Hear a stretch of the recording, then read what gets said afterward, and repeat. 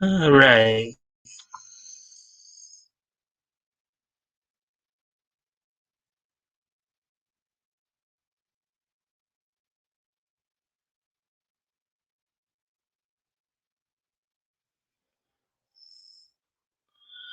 Yeah, I know. But just the clock kind of surprised me there, so that's why I'm a little late. But I was generally here. Second. Yeah, so let's see. Toys is first. Yes, he is. There's Bat Goat too. Let's see.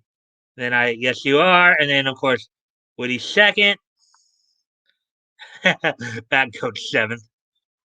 Lucky number seven, huh? Laugh out loud.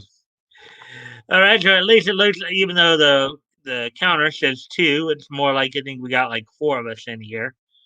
And now the counter's accurately saying four, so that's good to see. Thank you guys for the likes and shares. Um, thank you guys, as I said, thank you guys for the likes and shares. As it is Monday, June 21st. So say, hey guys, evening, gents. Of course, also don't forget, guys, that on Sundays I've been going on to Critical Blast open mic night as well. So you guys might want to come check that out. You know, last night we actually had Story Rage on. Don't know if you guys, any of you, had heard about some of that drama. Um, but okay, so we got like four people in here, so I guess I can kind of just go right off and so I guess you can say we got like I don't know 5.5, 6 stories tonight. Got like 3.5 to 4 from anime and a couple from comics. I'm actually going to start with the anime stories tonight and then go into the since there's a little bit more there. Oh my goodness! I can't believe I missed the second Zelda Breath of the Wind trailer. Majestic is a unicorn mating with a Pegasus. Okay. And the counter says we have 5 people, so that's great. Hey, Dave. Okay. So, anyways, so we do have, and as always, guys, I do appreciate any and all likes and shares. Helps get the algorithm up and all that. Um, so we do have actually quite a few people in here already. So let me just kind of get it. So as I said, we have, I guess you can say we have 6 stories tonight, 4 anime and 2 comics. Um, the first anime story I'm going to talk about, of course, just a quick little update on Toonami, Toonami update. For those of you who might watch it, I still watch it or try to watch it a little bit at least. Um, then we also got today's Lucasfilm plans on attending Anime Expo Light. Um,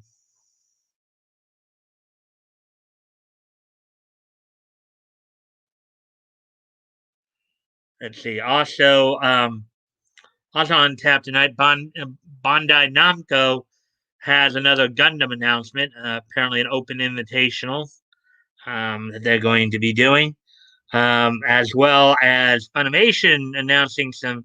They're going to be streaming Robotech. You get more into that, and then on the comic side of things, Dan Slott is apparently leaving Spider-Man. We'll of course look at the article and find out why, and then the weekly, of course, ArcTunes update. So that's all that's on tap for tonight. We're coming up on we're already past 4 minutes here. At the 5 minute mark, I think I'll get ready to go. So see what you guys have been saying the last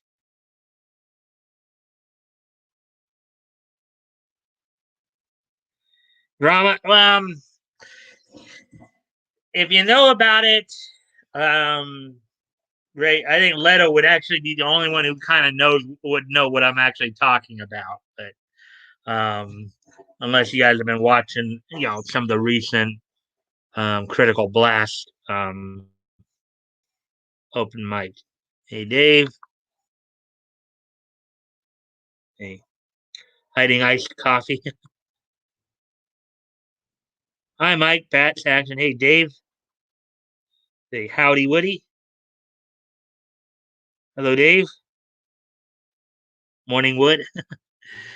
Okay, so let's see. Connection is unstable. Of course it is. All right. Well, we got 5 people in here. It's past 5 minute mark, so guess it'd be a good time to get started then.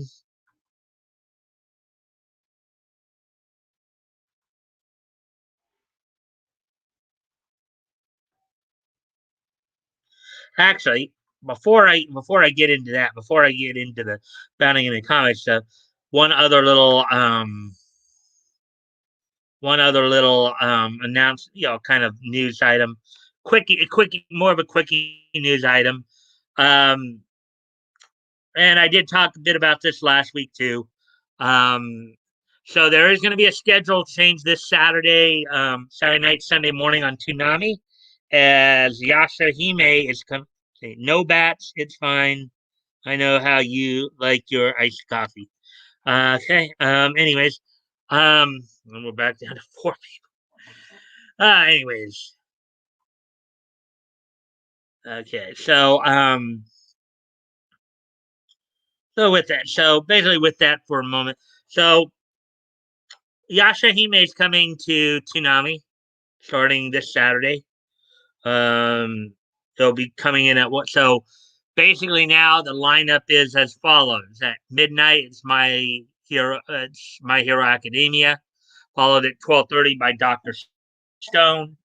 Um, and at coming in at one a.m. is Yashahime, essentially replacing the Promised Neverland, but just coming up a half hour. And of course, Food War Shogeki no Soma is being pushed back a half hour to 1:30, and then at 2 is Black Clover, 2:30 Naruto Shippuden, 3 a.m. Reruns, of course, Attack on Titan, the latest season, and to finish all off, the reruns of the most recent season of Dragon Ball Super. So the lineup again for Toonami, midnight, My Hero Academia, 12:30 Doctor Stone, 1 a.m. Yashahime, Princess Half Demon, at 1:30 is Food War Shogeki no Soma. Um, then on at 2 is Black Clover, 2:30 Naruto Shippuden. Um, 3 a.m. Attack reruns of the most recent season of Attack on Titan, and coming in at 3:30, the most recent reruns of the latest season of Dragon Ball Super. So basically, for the 8 time slots there, Funimation has 5 of them. Um, I think the LA-based companies have 2 of them with Naruto Shippuden, and I technically am counting Yashahime, Prince Half Demon, technically LA, even though you still do have some of the holdovers from Inuyasha still reprising their roles. You know, um, many of the characters from the Inuyasha series are still reprising their roles. Richard Ian Cox, as Inuyasha, but since the main characters for this series are all being dubbed voiced by um, the LA-based voice actors and actresses primarily. Um, that's why I'm calling it LA. So 5, 2, 1. And then the one being one Sentai with Shogeki no Soma. That's a Houston-based group. So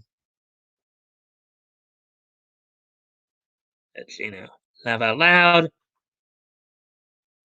Tonight it has booze in it, a bit more respectable. I'm sure it adds a lot to the taste of the ice. Ooh, look at me. I'm cooling myself, getting hopped up on caffeine and drunk at the same time. Whoopie dee doo. We have 6 people in here now. That's cool. Great. So with that, guys, so let's get to the bounding in the comic. Now that I've done, of course, the Toonami update there. Let's go ahead and um get into the some of the other anime stories of the night and everything that they do. What?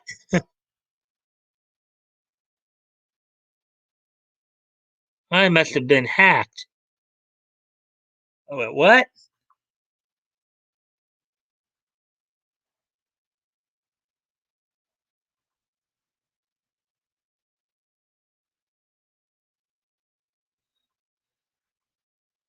What?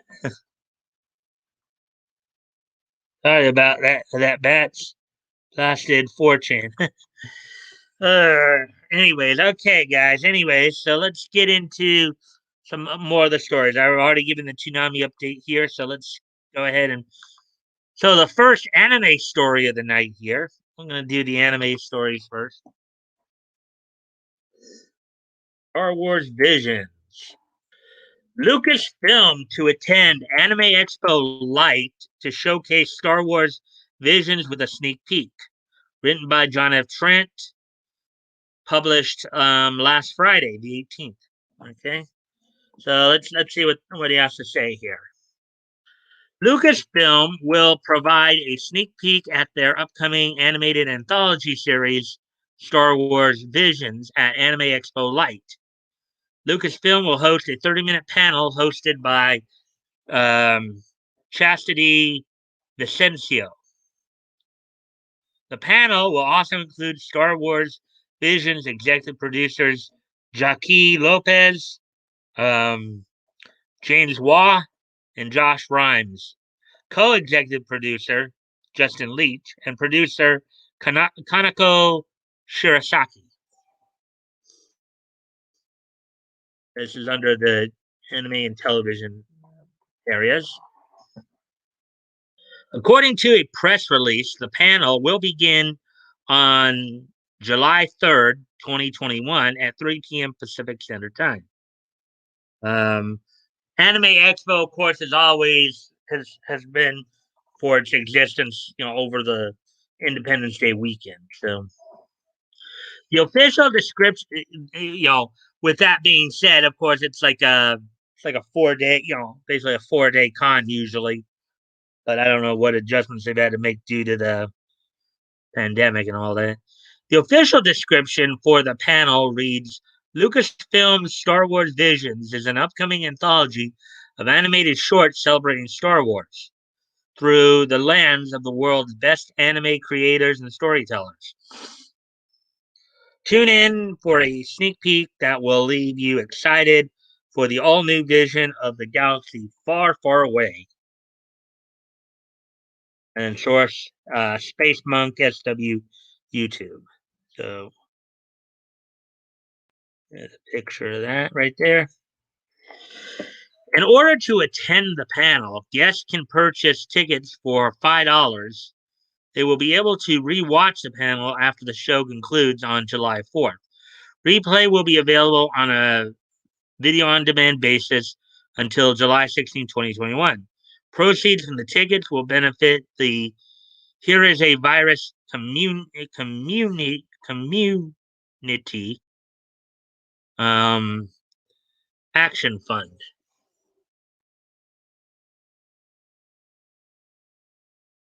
Star Wars Visions was announced during Disney Investor Day 2020 back in December 2020. Lucasfilm president Kathleen Kennedy provided a brief introduction. Of course, we know that a lot of people have been all over Kathleen Kennedy, particularly Yellow Flash. So let's see what you guys are saying about that.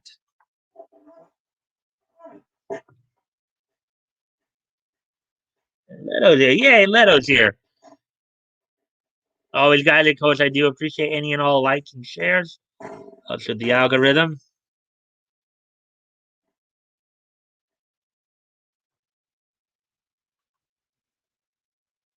Wait, okay. Pompous Fidgeridork, okay. They laugh out loud. Tonight, okay, we read that.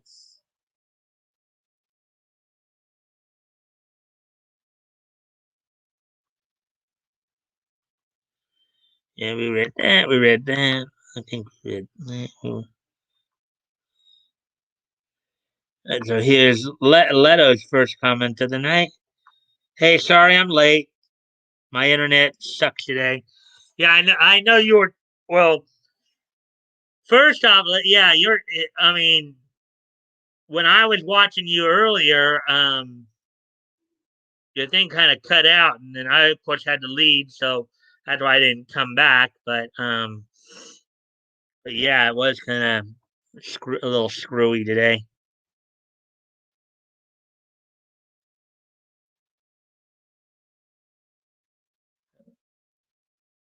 I'm glad you're here.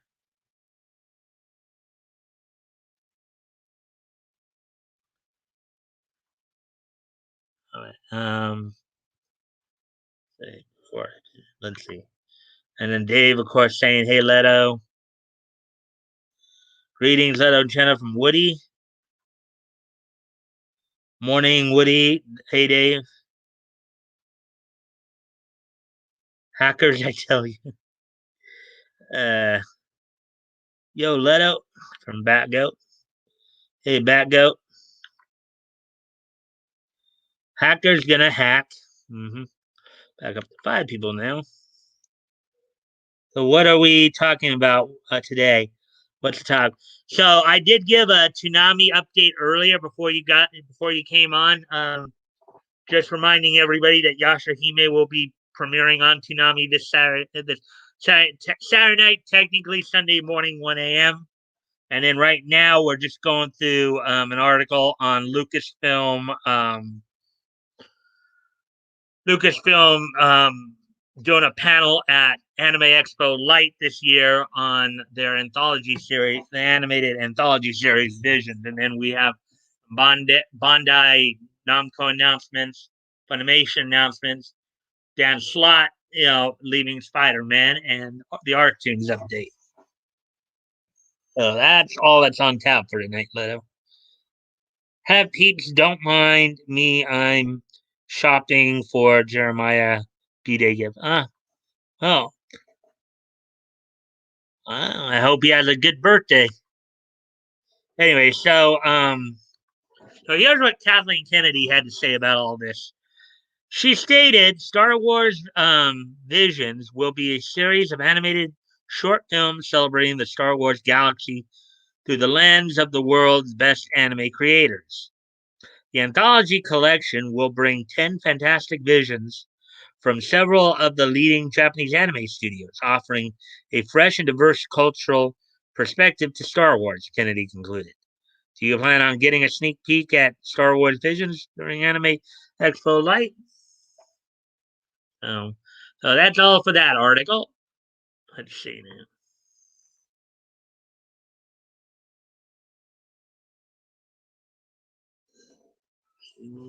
On time and see what everybody is saying. Like anything new has popped up yet. So we're coming up on 12 minutes already, and I've already got to do 2 of the 6. Yeah, they were. Well, the first one was kind of a quickie, anyway. So, okay. Let's see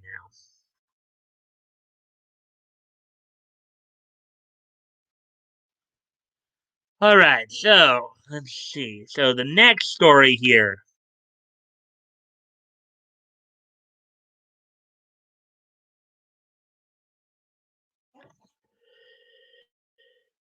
The next story here. Bandai Namco launches Gundam Open Innovation Initiative to develop new ideas and technology for societal issues. Written by Spencer Paculi, published June 20th, which was yesterday. So this story came out yesterday. Okay, so hoping to bring the sustainable and world changing technologies of the Gundam universe to the real world, Bandai Namco has launched Gundam Innovation, a new initiative which seeks to solicit new ideas and technologies for societal issues. I wonder what they mean by that. Hmm. Through the use of the world famous mecha franchise's brand identity. Okay, Universal. They got a thing here. Universal Century Source Gundam Open Innovation official website. Okay, let's see what's being said here.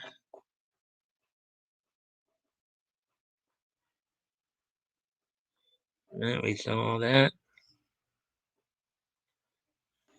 Then I said a couple things. I missed what he said. YouTube stopped working.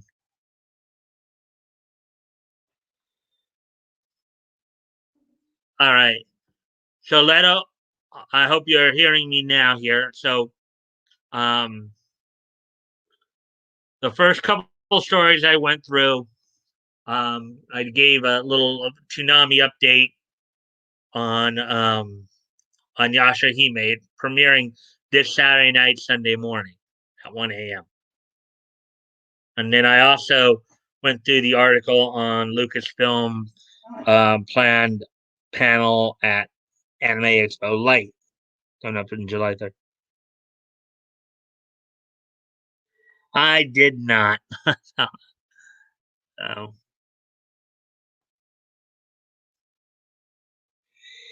anyways,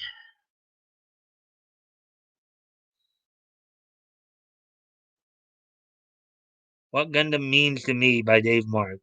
Chapter 1. Um, Seg Zeon, Seg Zeon, Seg Zeon, Seg Zeon. Okay. Oh, nice. I already kept up with Yashahime, but it's nice to know people will get see it on TV. Mm-hmm. Yep.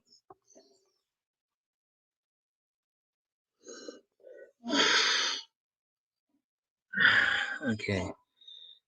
So right now, well, of course, it's going through this announcement from Bandai Namco about in regards to Gundam. So where we're at right now. A part of Bandai Namco's Gundam Universal Century Development Action, GUDA, a sustainability project which aims to use the Gundam IP to promote activities for the realization of a long-term and sustainable society. New World Order stuff. It almost sounds like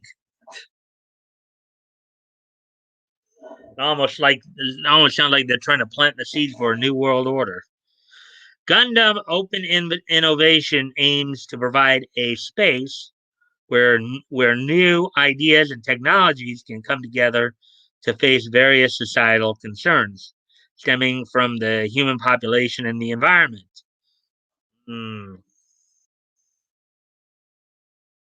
As explained by Bandai Namco in a press release announcing the initiative, the Gundam Innovation Project seeks to gather new ideas and technologies from fans and external partners worldwide in an effort to address concerns stemming from the human population and environment by using the Gundam.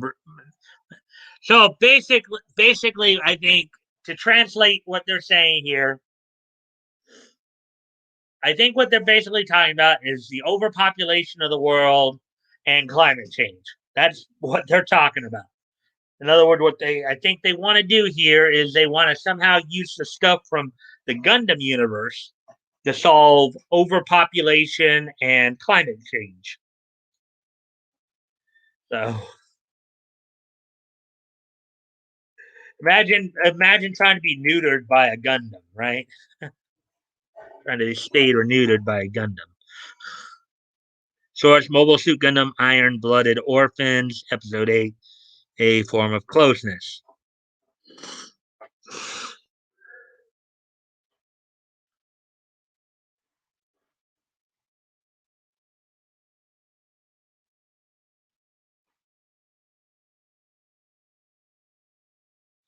That's actually in line with Gundam politics.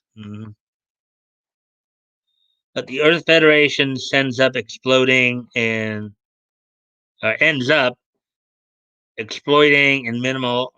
minimizing Mars colony importance on the field of humanity. Isn't that how it always works with people who seek power like that?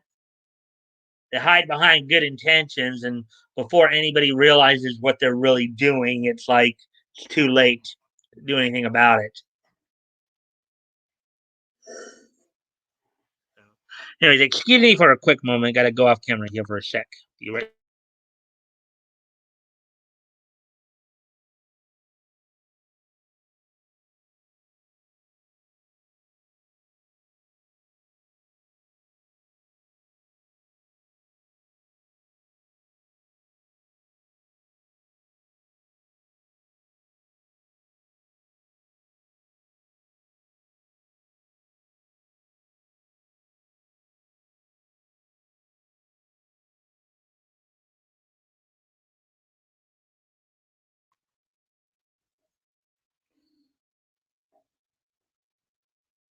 So it would appear StreamYard or YouTube is screwing around with my avatar now.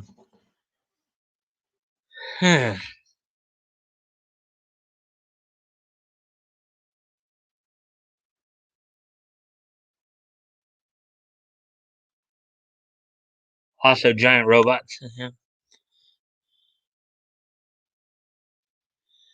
Okay, so as we continue on with the article here, speaking to how an underlying theme in Gundam is how humankind faces the vast frontiers of space, not as individuals, but as an entire race. Bandai Namco further noted that the Gouda project was inspired by their belief that the messages brought up in Gundam that touch upon the human population and the environment resonates with many current day concerns. Hence, the group will be taking action for children of the future as it works with fans and external partners in bringing about a bird world by learning from the fictional era in Gundam in preparation for a real world universal century. They added New World Order. That's basically what it's boiling down to. We're all in huge trouble if this goes through because that is the forbearing of the coming of Revelations. If any of you have ever read the Bible, basically this is the end of the world as we know it. Apparently,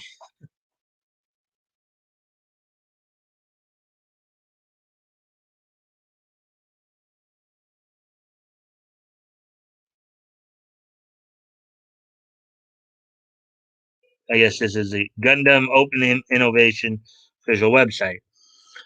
According to the official Gundam Open Innovation website, Bandai Namco is particularly looking broadly for innovative ideas and technologies related to sustainable um, themes and domains that could help future society deal with the same problems as the Gundam world, such as overpopulation, environmental destruction, and space colonization.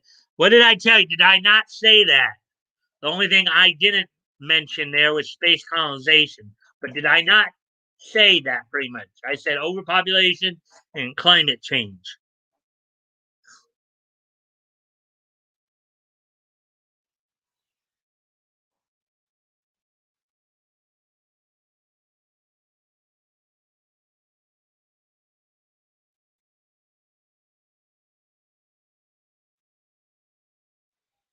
And I feel fine.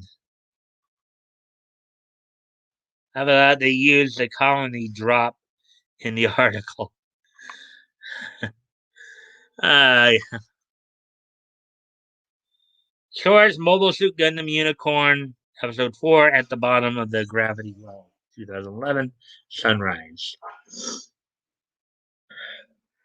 Gundam Open Innovation is the second such Gundam sustainability project put forth by Bandai Namco in 2021, following their April launch of the Gunpla recycling project, which seeks to gather from fans the empty runners that remain after building Gunpla models and to recycle them into new plastic model products by using the latest chemical recycling technology.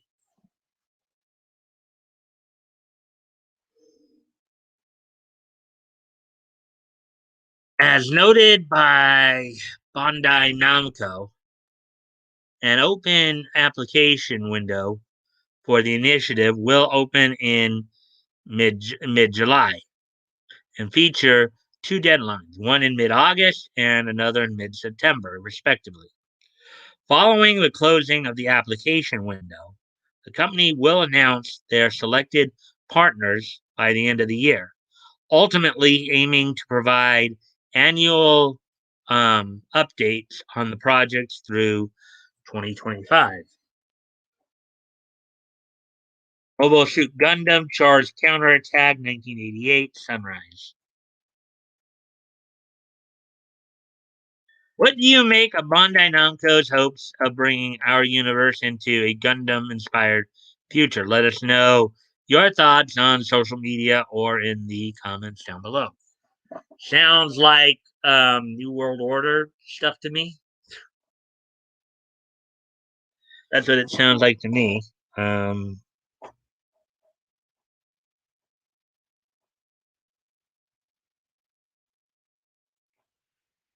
and gonna be this way. Stuck in second gear, month, or even the year. I'll be there for you. So we obviously got through about we got through three of the stories thus far. Last of the anime stories here. We just see what where we at on where we're at on time here. So we're already 32 minutes, almost 33 minutes into this. Hmm.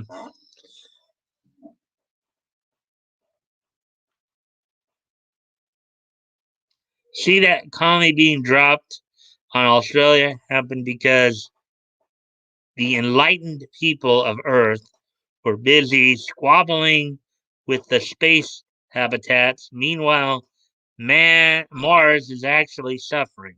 Hmm.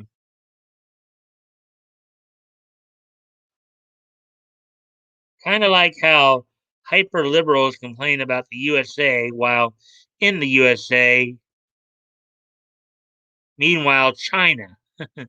Yep, yeah, that's exactly right, Dave. Does kind of sound like that a little bit.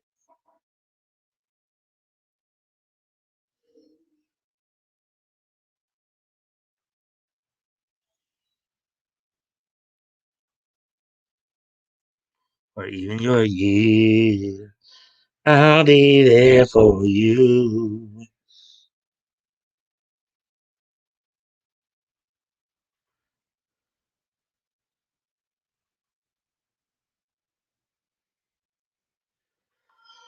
All right, so now on to the next story here.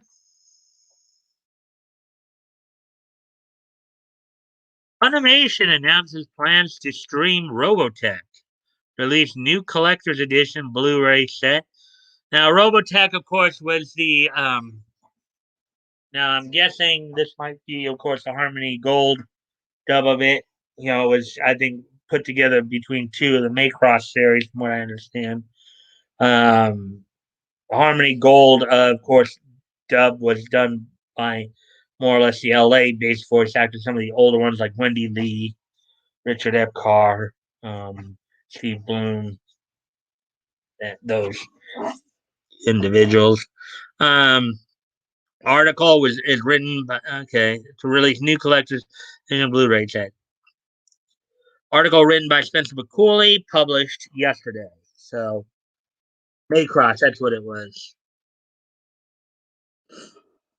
So, following the recent resolution of the decades-long rights battle between the Macross and Robotech anime series, Funimation has announced their plans to not only stream the entirety of the series, but also release the beloved cult classic in a new physical collector's edition Blu-ray set. Let's see, Robotech, the Macross Saga, Episode 27, Force of Arms, 1985. Big West Company Limited, Harmony Gold. Starting in September, Funimation will add the entirety of the remastered version of Robotech the series to their streaming catalog, along with the standard definition releases of Robotech 2, The Sentinels, and Robotech the Shadow Chronicles.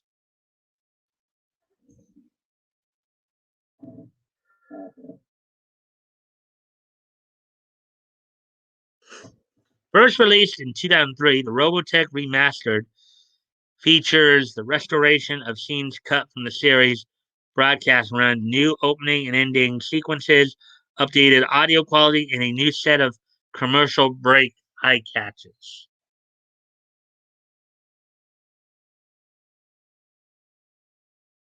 Of course, Robotech Macross Saga, Episode 27, Force of Arms, 1985, Big West Company Limited. Robotech.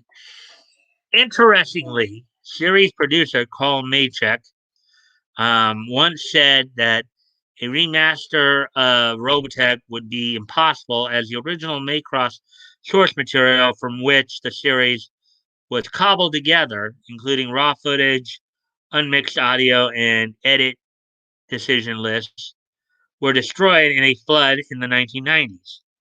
Luckily for fans in the early 2000s, off-site backups of the material were discovered, which eventually allowed for Macross to enter the new millennia um, with a brand new high quality release, Robotech Remastered. Excuse me a moment, guys. I gotta check something here. Somebody just knocked on our door.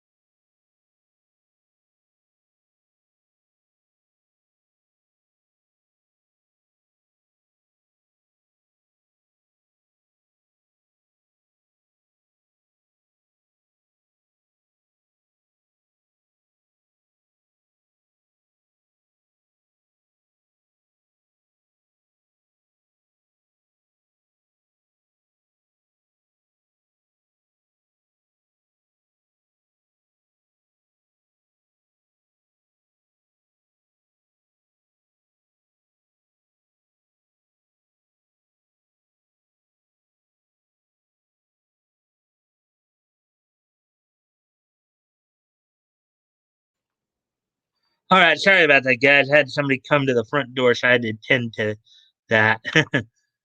Let's see now. Ding dong, Avon calling. Yeah, actually, now we're gonna have a situation because now people are gonna be starting to come to the. But it wasn't Avon. It was in regards to a special election out here for our local school board. So, um, okay. Sorry. What are you owing? The purge? I thought you said the purge was in 2 days. Hmm. Surprised action isn't like getting in on some of the quipology here. ATC. I'm surprised he's not getting in on some of the quipology here. The binge. No, the Vic interview is Wednesday. Leto. The Vic interview is Wednesday. That's Wednesday night on Nick's channel. I'm so psyched about this. Big inter it should be good. Yeah, that's gonna be on Nick's channel this Wednesday. Vote no to CRT. Yeah, critical race. It's unfortunately it's the old divide and conquer bit with all the talk of race and trying to incorporate all that. Anyways, let's get back to the story here.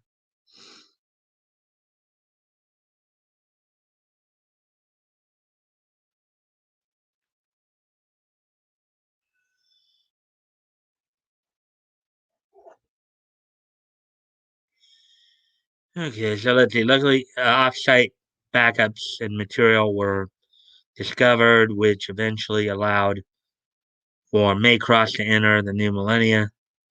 Um,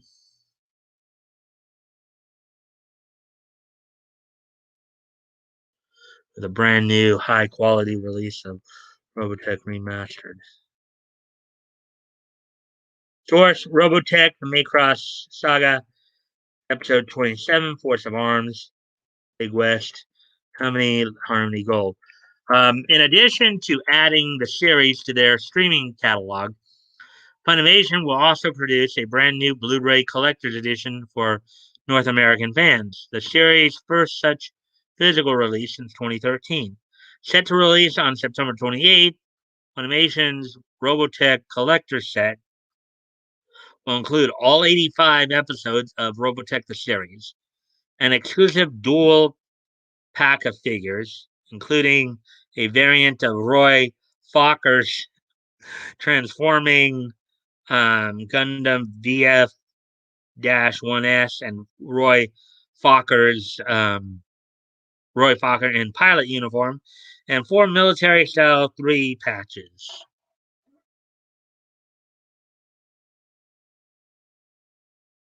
Um, the collector's edition will also retain the series' original aspect ratio and film grain, which Funimation asserts will ensure that the videos contained within the upcoming physical release will be true to the original DVD box set release.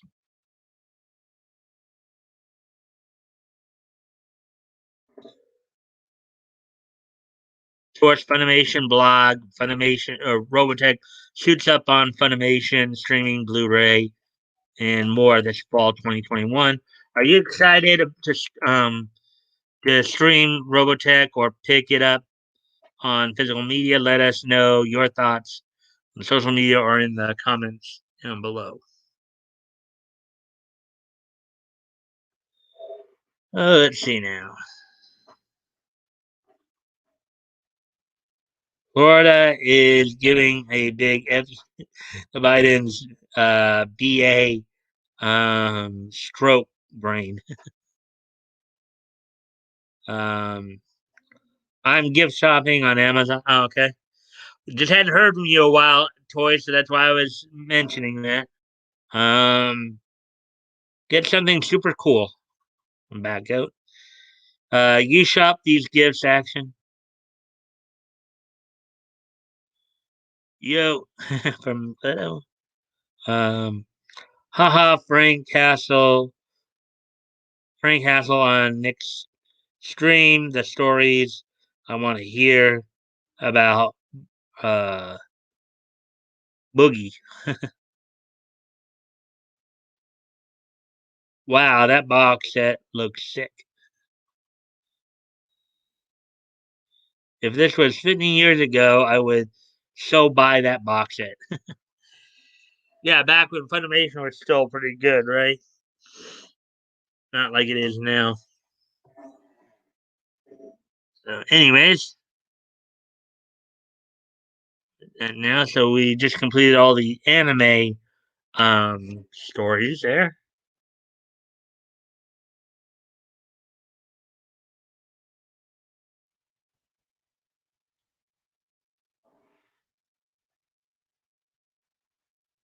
Yeah. Now onto our comic stories. The first of which regards to everybody's favorite unpatriotic Big Mouth, Dan Slott. Dan Slott announces he won't return to Spider-Man. Written by John F. Trent, published today. Let's look at this. The Marvel Comics writer Dan Slott, who is currently writing the ongoing Fantastic Four series, announced that he will not return to Spider-Man. Slott made the announcement on Twitter. He wrote, I'm seeing genuine fear online that I'd somehow return as writer of Amazing Spider-Man. Let me put your fears to rest. Writing Spider-Man 2X's, sometimes two times, sometimes three times a month is a young writer's game. My time for that is well. I heart emoji. Spidey, I guess he's saying that he loves Spidey, but that's just not in the cards.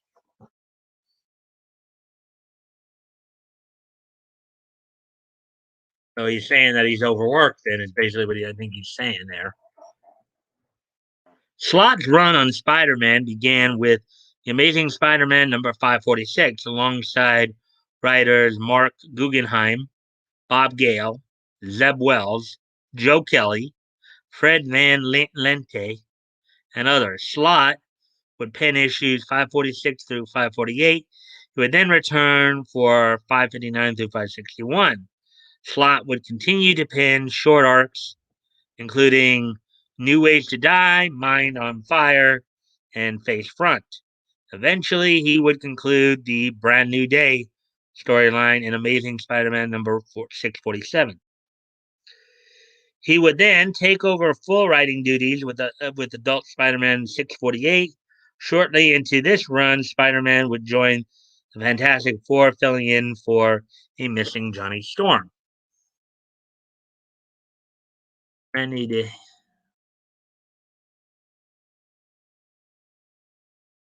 Amazing Spider Man number 546. Slott went on to pen the Spider Island arc, introduced Superior Spider Man and Dr. Otto Octavius taking over Peter Parker's body and becoming the Superior Spider Man. Superior Spider Man eventually led into Spider Verse, with Peter Parker returning as Spider Man. Following Spider Verse was the Clone Conspiracy and Venom Inc. crossover. Slott would close out his run on Spider-Man with a one-off issue in the Amazing Spider-Man number 801.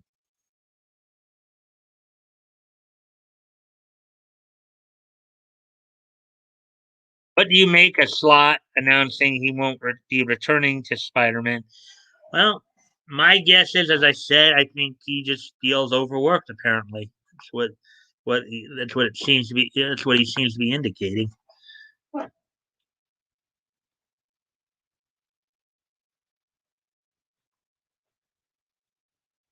Oh, let's see. Oh, did we? And okay, one more.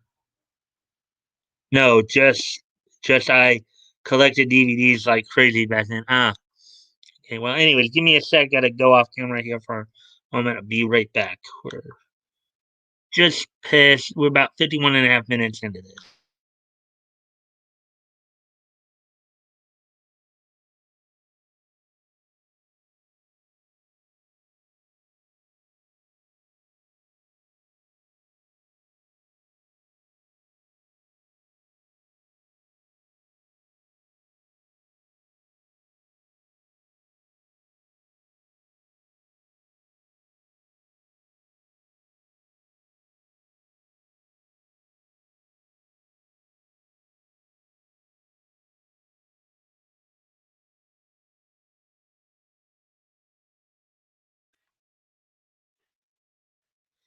All right, I'm back. All right, let's see. Now, the last of the main stories for the night, the Arctunes roundup for today's date. Who are you?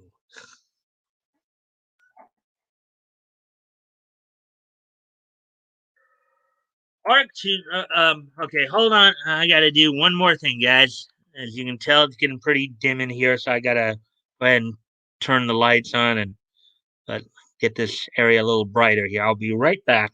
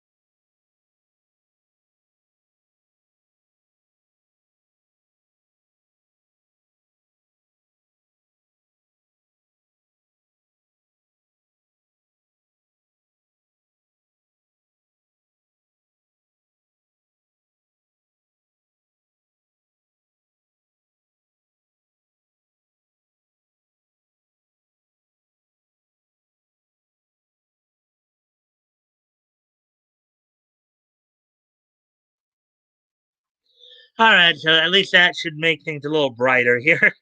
Um, I guess there were a couple things.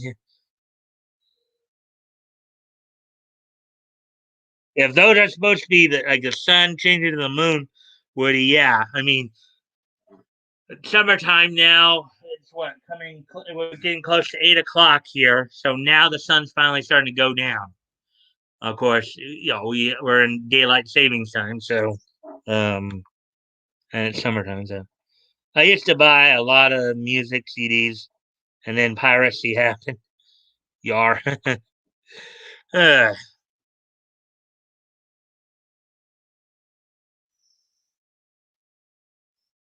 all right. So, anyways, let's get to this article here. Arctunes Roundup, June 21st, 2021.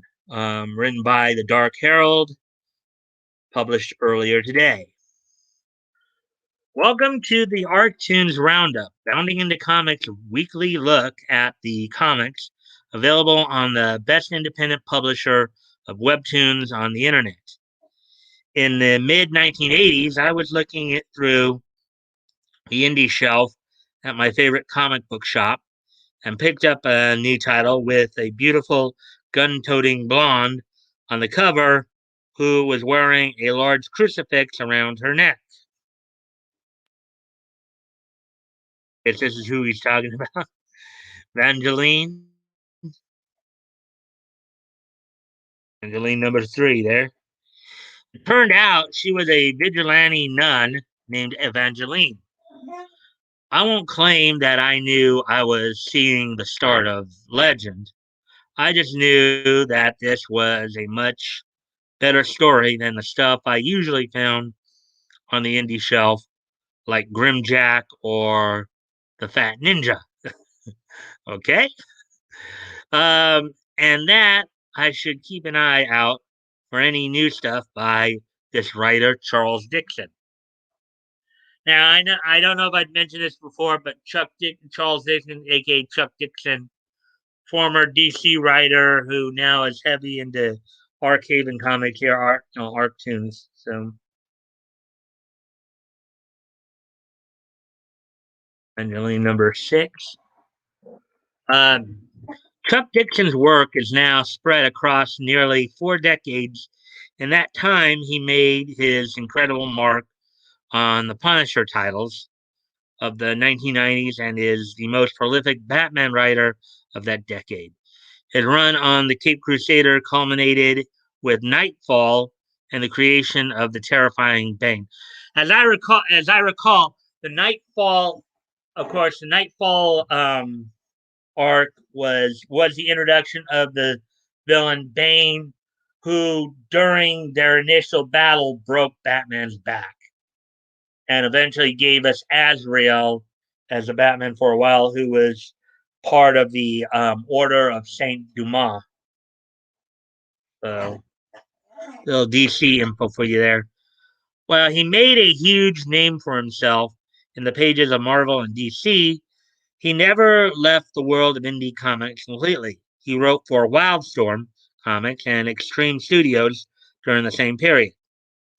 By the 2000s, the writing machine was frequently bouncing between DC and the Indies.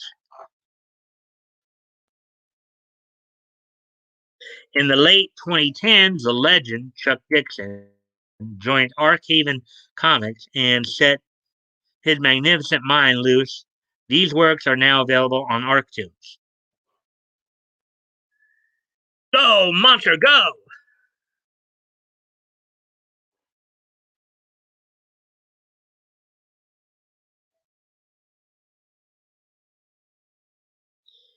All right, so nothing new there so far. And we are beyond the hour mark, so good there.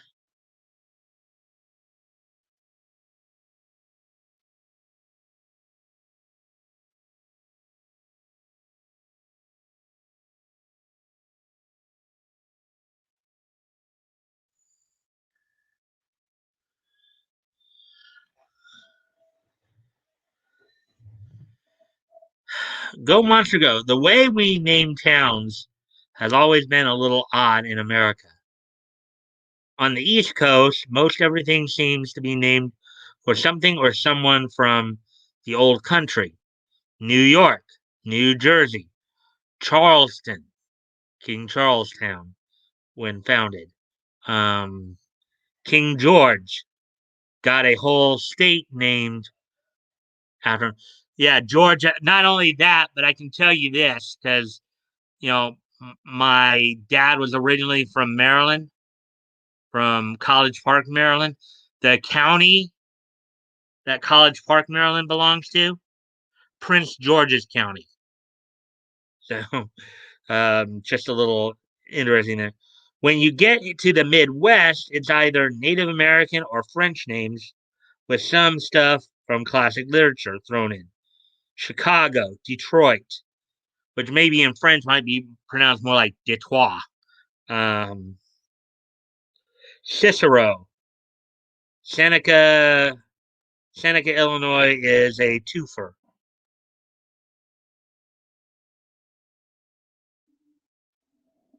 But when you get out west, a lot of town names start to sound like whatever crossed the mind of someone who was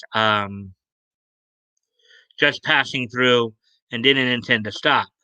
Sandy Gulch, Deadwood, Tombstone, and the like. Caliente Springs, New Mexico, seems to be like many another small town in the southwest of the 1950s, a place that had sprung up overnight because of long gone cattle or mining boom and had been dying out until it was rescued from oblivion by the arrival of an Air Force base.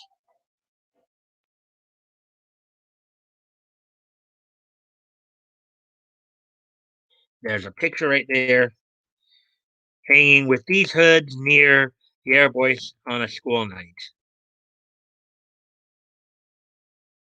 Right. Oh, hanging, hanging with these hoods near the air base on a school night. Go monster go. But it's still largely a place that people just stop for a bite to eat and something to drink.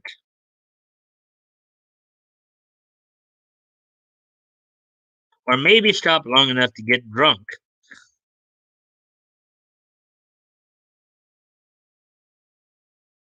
Go, monster, go. You see something a little different from about Caliente Springs. You can almost believe every conspiracy theory you ever heard there.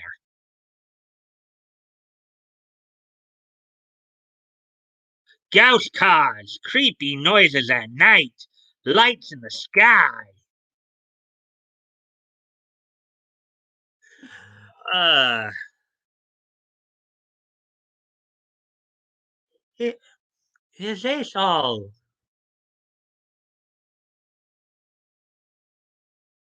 And things are just getting good. Alt Hero Q. Some people willingly take the red pill, others are force fed it, whether they want to know the truth or not. Treasury agent Roland Dane has made a big mistake so far as the powers that be are concerned. He stayed alive when he wasn't supposed to. Never mind, that's a problem that is easily corrected.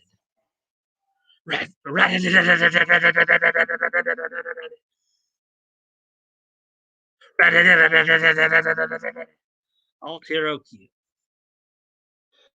Or so they thought. No, no, gringo, no, nothing.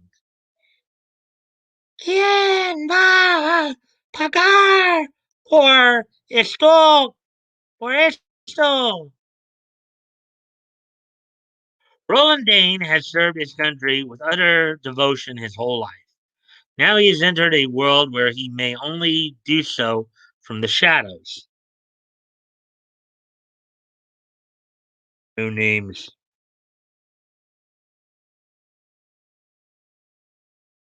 Oh wait. Oh, sorry. You the guy I'm looking for? I'm no names.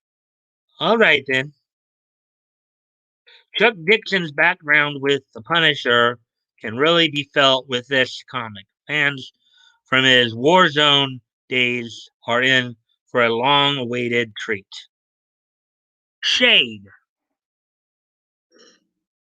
There have been a number of comic characters named Shade. There was even a DC Shade. Uh, let's see what this one has to say. The Batman mythos, the superhero subgenre of a rich man who is a secret crime fighter, is of course a well-established one. Marvel's Night Thrasher, Watchmen's Night Owl, Holy Terrors, The Fixer, Myron Fass's Frankenstein, Bible Man's Bible Man, and DC's Green Arrow, to name a few. It isn't hard to argue that Batman himself wasn't the Batman type hero that would be Zorro. World Key Comics, Walt Disney presents Zorro. Zorro stood alone against the Eagle's brood. Zorro number 2. The Legend's latest superhero, Shade, is an intriguing uh, palimpsest or palimpsest of the Batman archetype, a European aristocrat who can trace his family back to Charlemagne and isn't particularly troubled by crime against the common man, nor does he care for the fate of government since his family is older than just about all of them. He is a champion of Western civilization.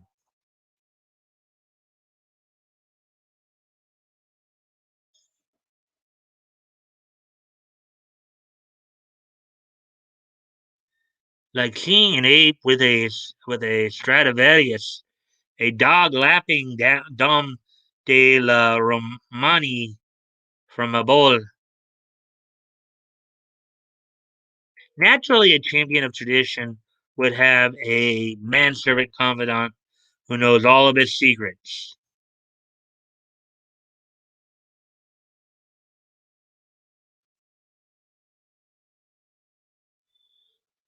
Ready for takeoff. Perimeter clear, sky above devoid of traffic. Thank you, Stefan. It is love of tradition. Call me Squire. I'm your new sidekick. Actually, it's kind of funny because in some of the old Batman stories from the Silver Age era, there actually was kind of a European version, like a British version of Batman and Robin, known as the Knight and Squire. Oh. Sidekick. Idiot. Weasel. Schwangshing Jing. That's it for this week's ArcTunes Roundup. If you would like to see your comic book on ArcTunes, please send your submission to submissions at Archaven Comics. ArcTunes' motto is that great stories belong to the world. If you would like to support the website, please consider buying a subscription. While Archaven titles on ArcTunes will remain free to all forever, independent creators will soon have the option of being directly supported by their patrons. See you next week. And there we go. And that story actually took, um, that story actually took, I think, the longest to read through. It's still good. That article, the longest to read through. Let's see.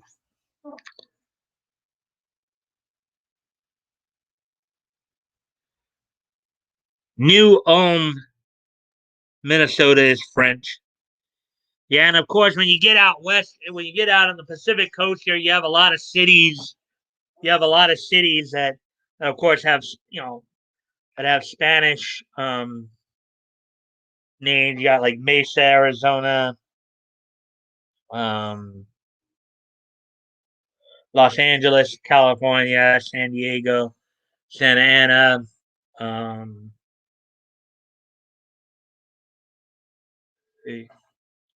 San Bernardino, Santa Barbara. You get up, let's see, get more of the English names up more northern, in the northern part of not just the state, but northern part of Pacific Northwest. But anyway, so we're just past the hour mark then. Um, and I guess so we're done with a lot of the main articles for tonight. So what else is on your guys' mind tonight?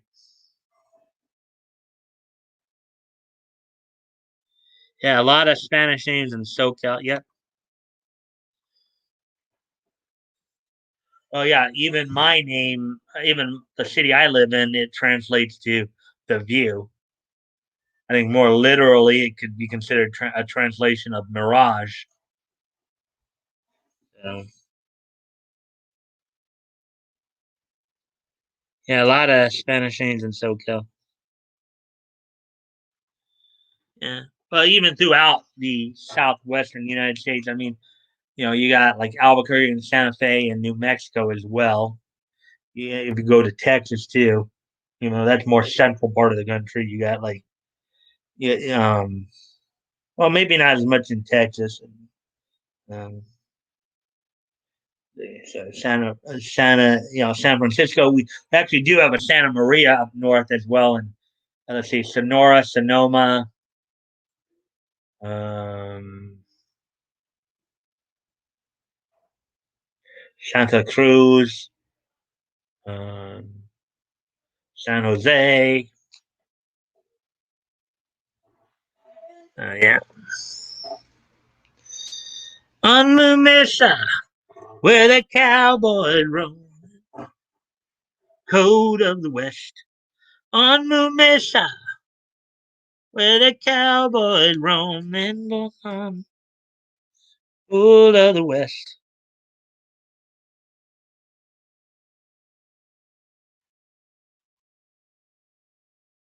See.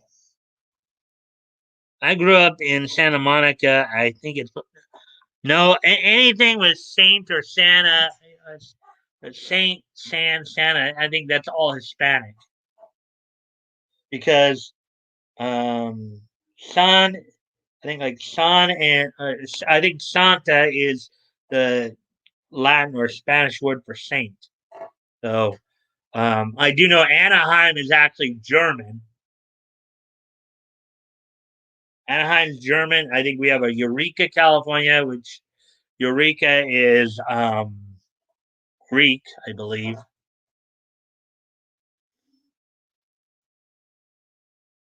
And then we do actually have some cities that are named after people too. I think Fullerton is named after a person. Um, Whittier, I know, is named after a person named after John Greenleaf Whittier.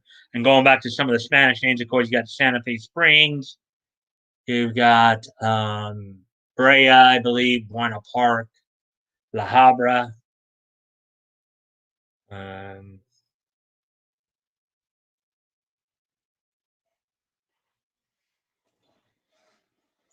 um,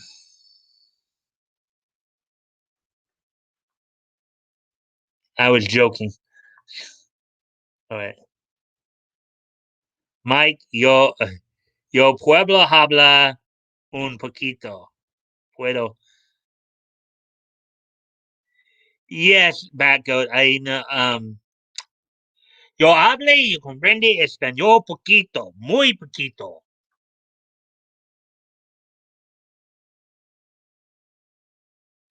Culver City, Mulholland Drive. Mm-hmm. Yeah. Ah, yeah. We got 5 people. So, anything you guys want to ask me? Anything? We do. We still got some time here. So, um, just at the hour and 15 more. I guess maybe I started a little too early, starting right at the 5 minute mark or right around there. Maybe I should have waited till 10 minutes. But, um,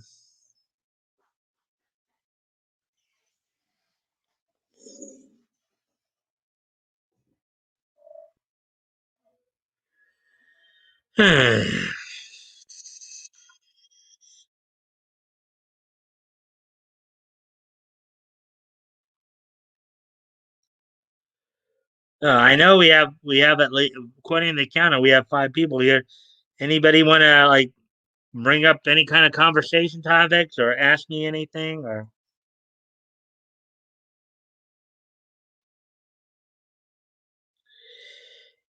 any big plans for the week, guys? On Moon Mesa, where the cowboys roam, code of the West. On Moon Mesa.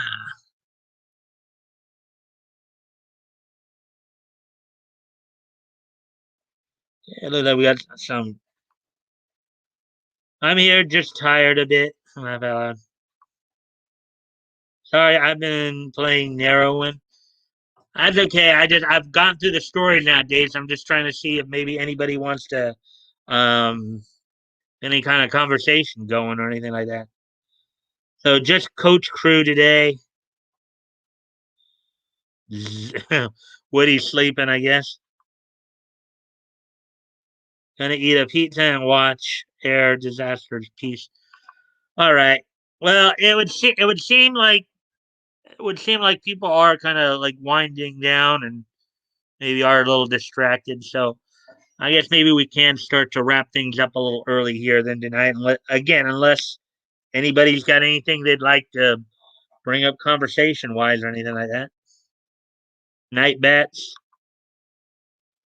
Hey, Mike. Twitter fools, mask flag, Grumbions. It sprung and got Grumbions Teespring and it got teamed up. Oh, that sucks. The Teespring. That's kind of the marketplace thing, right? Toys. Um, Isn't that where people usually will like put merchandise up for people for fans who may want like I think Yellow Flash has got one too.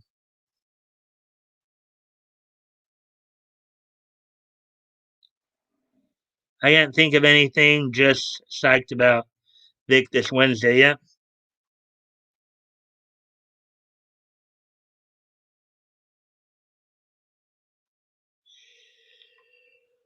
Yeah. And ATC, those twidiots, they're kind of a thorn in everybody's rear end. Too bad we just can't take a piece, a pair of pliers and just pluck them right out.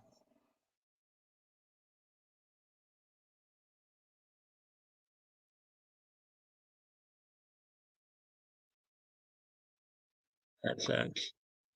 Yeah.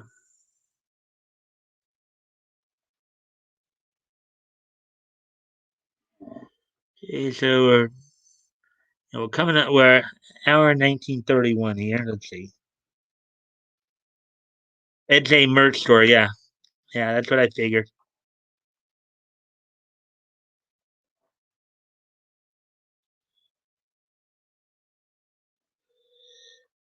Well,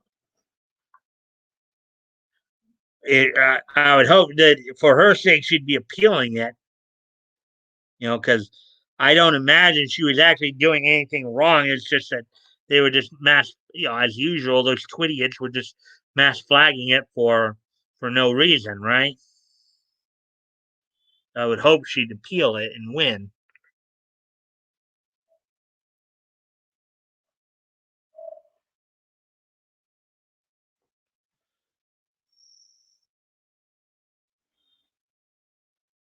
Yeah. Anyway, I'll be right back. I gotta step away from the computer for a moment here. I'll be right back.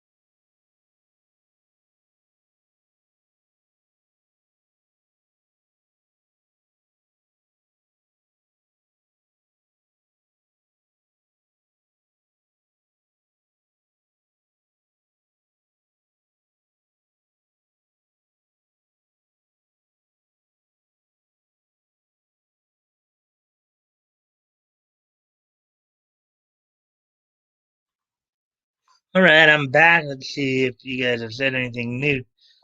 I guess not. Well, I guess that's the most recent thing. All right, looks like everything is kind of winding down a little soon tonight. Looks like people are. We know that Back Goat wanted to go and we'll have to rest and do others. Um, so if there's nothing else, guys, are you guys ready for this day in each history?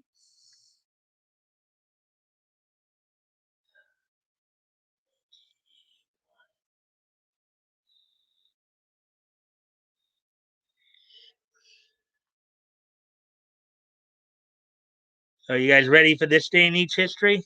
Yes, but I will kind of try to wind down here. All right, hour, about an hour and 24 now.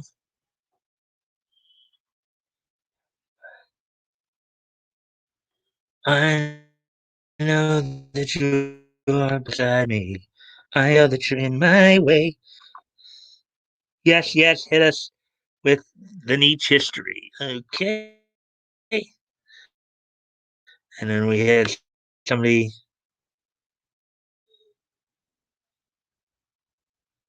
each time. Yeah, okay. I'm ready. Okay. All right. So without no further ado, we're going to, today being Monday, June 21st, 2021, we're going to take a look back at this day in each history. And our first, okay, and let's see. Each it up, Mike. Okay. And then action before that. Bring forth the niche mortal. Okay. Without no further ado, let's take a look back. Today being Monday, June 21st, 2021. Let's take a look back at this day in each history. And our first stop, we're going to head back 40 years ago today. As on this day, 40 years ago today, Les Thornton regains the NWA World Junior Heavyweight title from Terry Taylor in Roanoke. So this show was in Roanoke, Virginia, so it was most likely a Mid-Atlantic show, which was still at the time one of the in 1981, 40 years ago, one of the NWA territories. Um, Many of you might remember Terry Taylor primarily as a Red Rooster from his stint there in the late, in like, I think it was 89, 90 in the WWF. He, of course, is, he's also been over the years, he's been throughout many of the NWA territories. He was a part of, he had he had teamed up with Chris Adams on an occasion or two to win the Mid South, or yeah, the Mid South Tag Team Championships. He, of course, would also come back in like 92, in the early 90s. He was being managed by Alexandra York, aka Terry Reynolds, as as the man of the future, as it were, computerized man of the future, as Terrence Taylor. But and in later years, in most recent years, of course, he was also um, he'd be a road agent with both WWE and Impact Wrestling on a few occasions. So on this date, 40 years ago today, Les Thornton would regain the NWA World Junior Heavyweight Championship from Terry Taylor, aka the Red Rooster, for probably how most of you would have remembered him. So with that, now let's move on to the next piece of niche news. As we head back 25 years ago today, or 15 years from our last time point.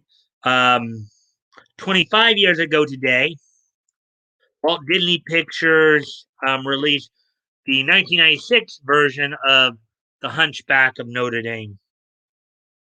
So on this date, 25 years ago today, The Hunchback of Notre Dame would premiere in theaters um, on this date. Of course, um, some of the notable actors and actresses who would provide voices for the for it include Demi Moore, Jason Alexander, Charles Kimbrough, Mary Wicks, David Ogden Stiers. I think Tom Hulse was the I'd say voice cast. Tom Hulse was Quasimodo.